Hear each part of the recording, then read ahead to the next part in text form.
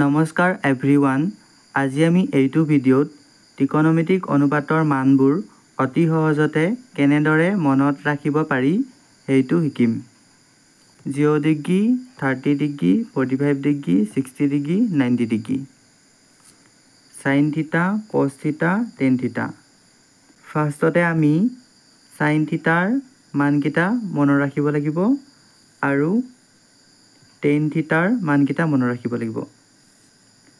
Sin 0 degree equal to 0, sin 30 degree equal to half, sin 45 degree 1 by root 2, sin 60 degree root 3 by 2, sin 90 degree 1. এতিয়া cos থিটাৰ মানকেইটা মনত ৰখাটো একেবাৰে সহজ, কাৰণ sin থিটাৰ লাষ্টৰ পৰা ষ্টাৰ্ট কৰিলে cos থিটাৰ মানকেইটা পোৱা যাব। cos 0 degree equal to 1, cos 30 degree root 3 by 2, cos 45 degree 1 by root 2, cos 60 degree half, cos 90 degree 0, 1 root 3 by 2, 1 by root 2, half, 0. আকৌ tan থিটাৰ মানকেইটা মনত ৰাখিব লাগিব।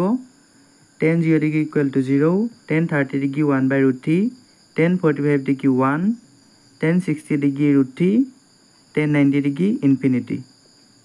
অসমীয়াত কোৱা হয় অসংখ্যাবদ্ধ।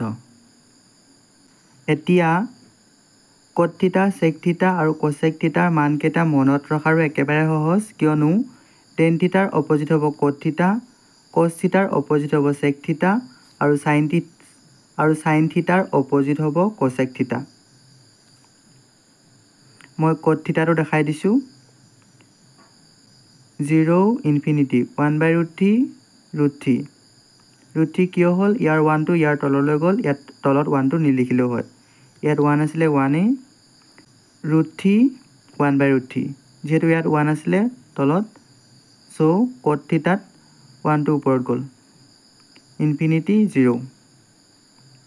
এতিয়া এই লাইনটোক আমি এখন মিৰৰ বুলি ধৰি ল'ম আৰু এই মানকেইটা মনত ৰাখিব ট্ৰাই কৰিম।